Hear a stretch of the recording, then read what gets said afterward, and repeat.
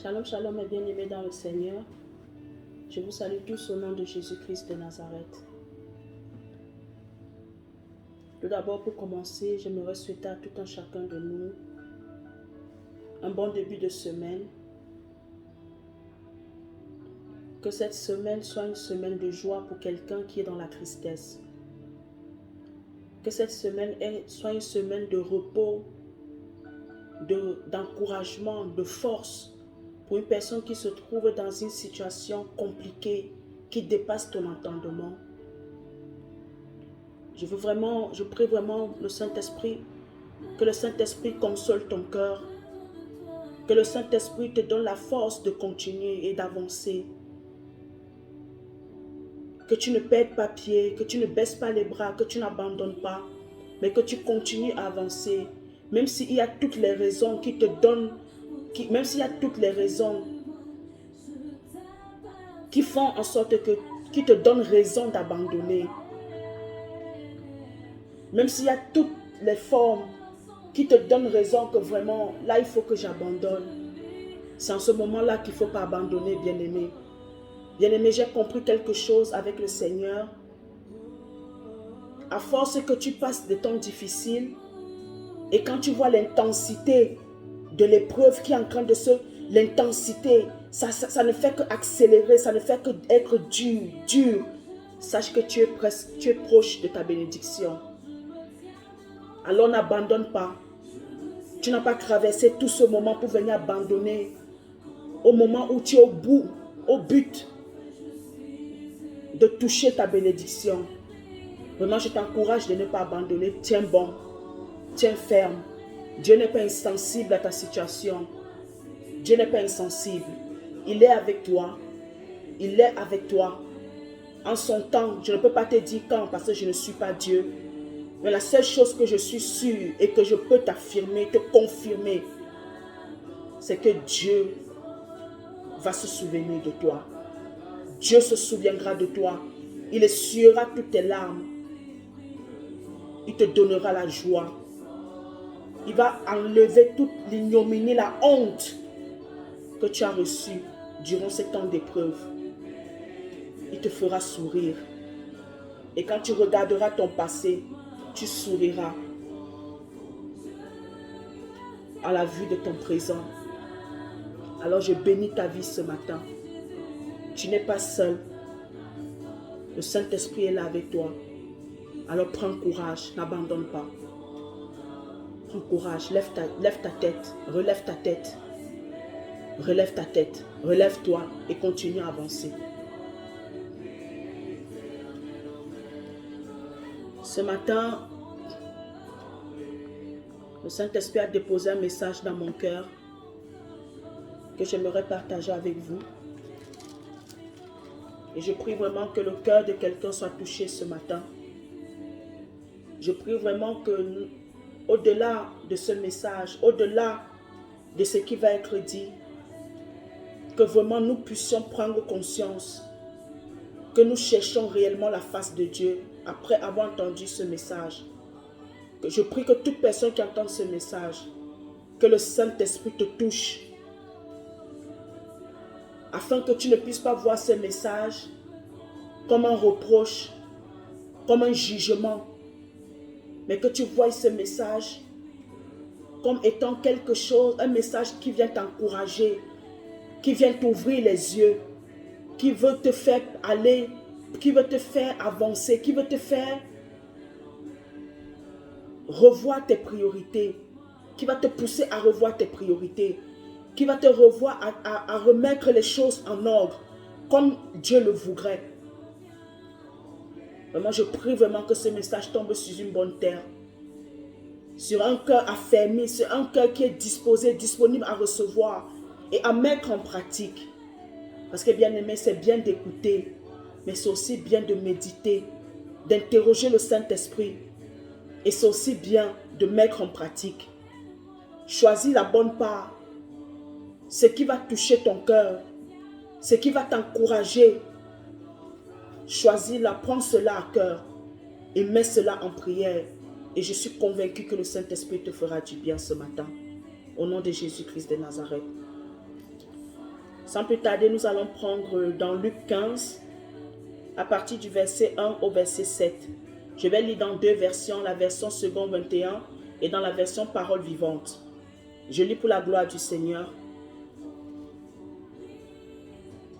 Tous les publicains et les gens de mauvaise vie s'approchaient de Jésus pour l'entendre. Verset 2. Et les pharisiens et les scribes murmuraient, disant, « Cet homme accueille des gens de mauvaise vie et mange avec eux. » Mais il leur dit cette parabole, verset 3. Verset 4.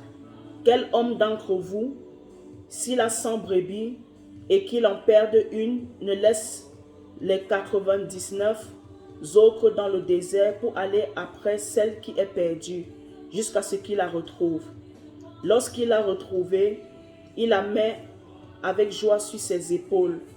Et de retour à la maison, il appelle ses amis et ses voisins et leur dit, « Réjouissez-vous avec moi, car j'ai retrouvé ma brebis qui était perdue. » De même, je vous le dis, il y aura plus de joie dans le ciel pour un seul pécheur qui se répand que pour 99 justes qui n'ont pas besoin de repentance.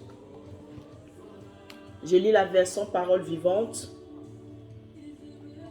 Tous les collecteurs d'impôts et les gens mal famés se pressaient autour de Jésus, avides d'écouter ses paroles. Cela fâchait les pharisiens et les interprètes de la loi. Ils s'en plaignaient et disaient, « Le voilà qui fréquente des gens sans foi ni loi. Il accueille des pécheurs notoires et s'attable avec eux. » Alors Jésus leur répondit par cette parabole.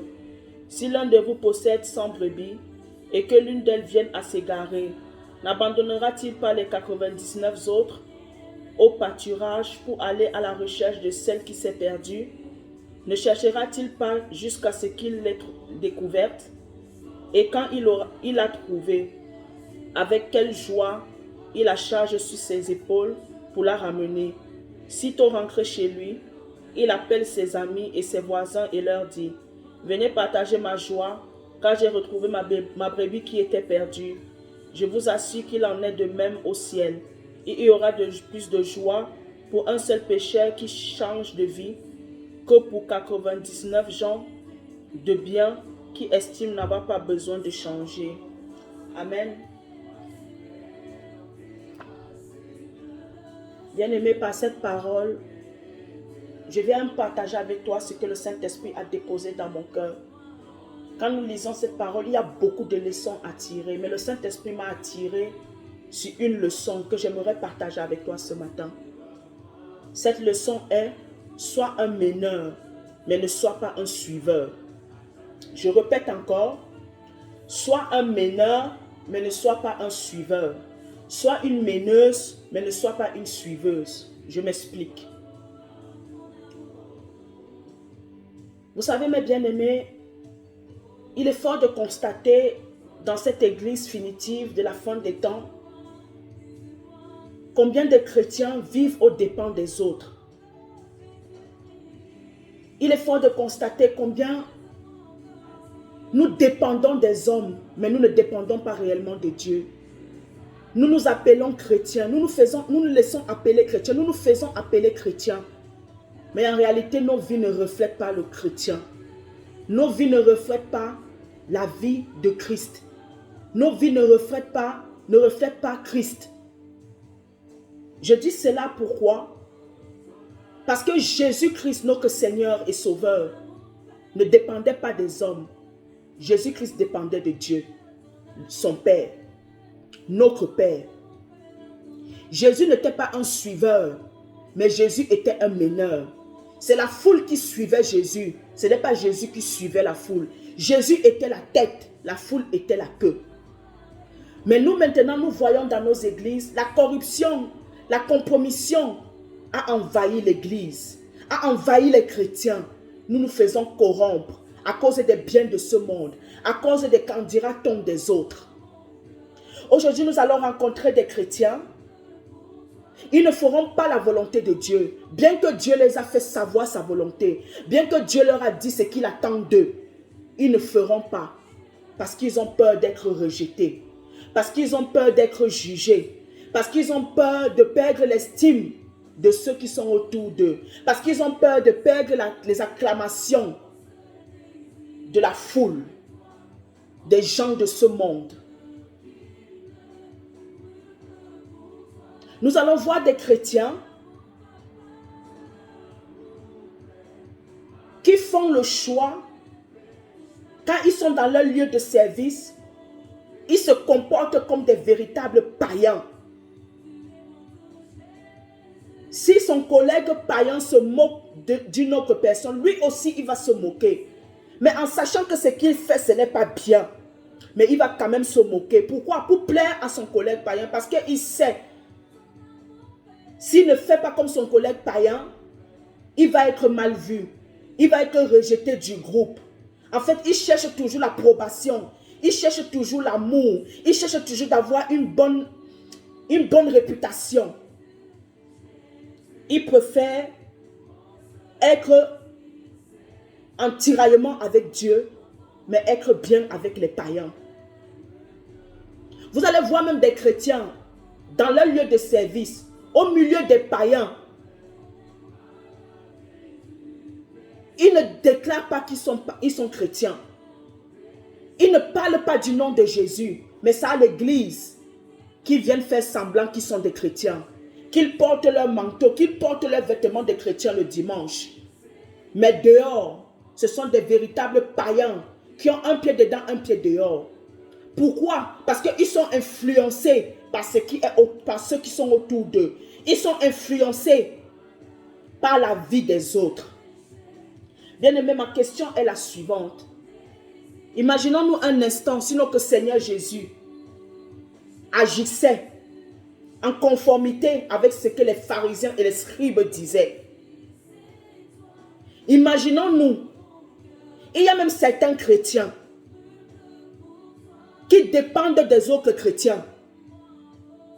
Ces chrétiens-là sont des chrétiens, un pied dedans, un pied dehors, des chrétiens hypocrites qui ont nettoyé la coupe à l'extérieur, mais l'intérieur est pourri. Ceux-là qui ont rejeté Jésus, ceux-là que Dieu même a rejeté depuis longtemps. Ceux qui adorent Dieu, honorent Dieu des lèvres, mais leur cœur en est éloigné. Les pharisiens et les scribes, c'était aussi des croyants. C'était des personnes qui connaissaient la parole, qui avaient l'évangile, qui avaient la parole de Dieu, mais sous la forme, mais pas sous le fond. C'était des personnes, des trucs futiles, les futilités. Ils vont s'attacher à cela, comme nous voyons dans ce temps de la fin. Est-ce que la femme doit prêcher? Est-ce que la femme doit porter le pantalon? Est-ce que la femme doit se maquiller? Est-ce que la femme doit mettre les bijoux? Est-ce que la femme doit se couvrir la tête? Mais les vraies choses que Dieu attend de nous, ça ne nous intéresse pas. Nous sommes champions à aller acculer les autres, aller accuser, juger les autres dans des choses futiles qui ne nous aident en rien, qui ne nous avancent en rien.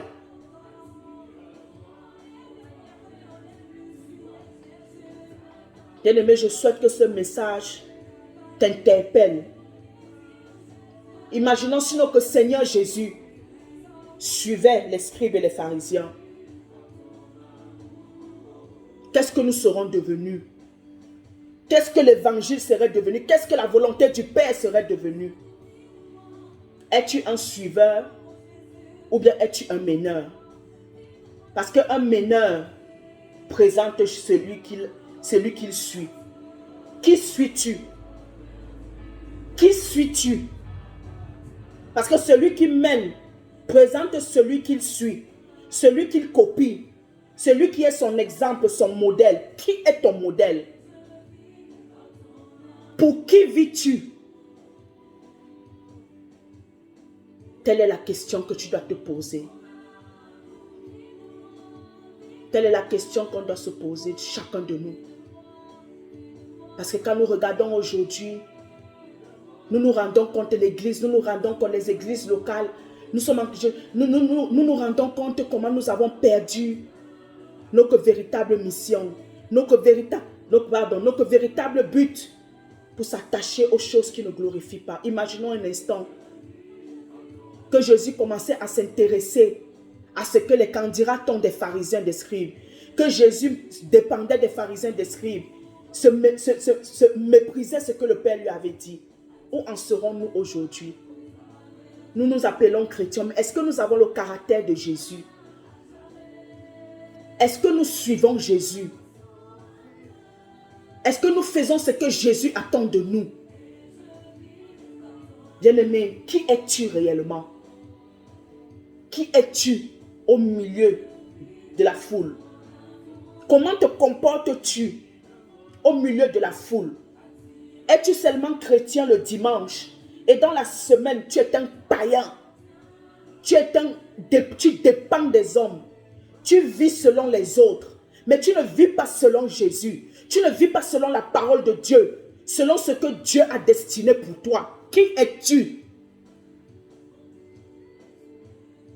Qui es-tu? Qui es-tu? C'est bien de proclamer je suis chrétien, je suis chrétien. Mais est-ce que tu réponds réellement? Est-ce que tes attitudes, tes résolutions, tes décisions, tes choix reflètent vraiment Christ? Parce que être chrétien, c'est de ressembler à Christ. Avoir le caractère de Christ. Saint-Esprit, aide-nous. Aide-nous réellement. Tu as déposé ce message dans mon cœur. Je l'ai partagé. À toi de toucher les cœurs. À toi de convaincre les cœurs, Saint-Esprit. Nous n'avons plus le temps. Aide-nous à racheter le temps.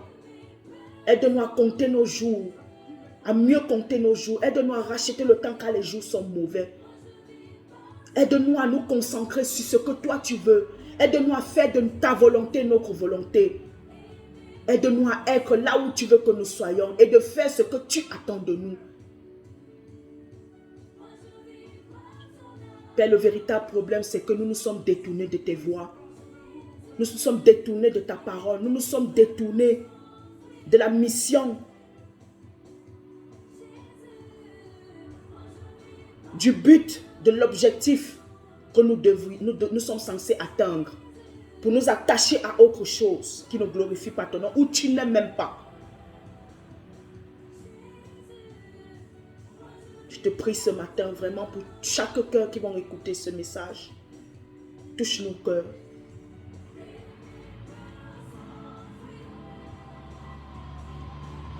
Aide-nous à toujours présenter Jésus, à dépendre de toi, Saint-Esprit. Aide-nous à ne pas dépendre des hommes, à ne pas nous compromettre à cause des biens de ce monde, à ne pas céder à la corruption, au chantage. Mais aide-nous à être ferme, loyal, intègre et fidèle à toi. Tu ne cherches pas seulement les adorateurs. Tu cherches aussi ceux qui te seront fidèles, loyaux et intègres, en esprit et en vérité. C'est ce que tu as déposé dans mon cœur ce matin, que je communique à mes frères et sœurs. Je prie vraiment que tu sois avec nous, au nom de Jésus-Christ de Nazareth. Bien-aimés, voilà le message. Je prie que ce message tombe sur une bonne terre, affermi, sur un bon cœur. Partage-le si il t'a touché, afin que d'autres personnes aussi puissent être interpellées. Ne soyons pas des suiveurs, mais soyons des meneurs. Car la parole de Dieu nous dit, tel il est, tel nous sommes, tel Jésus est, tel nous sommes. Parce qu'à force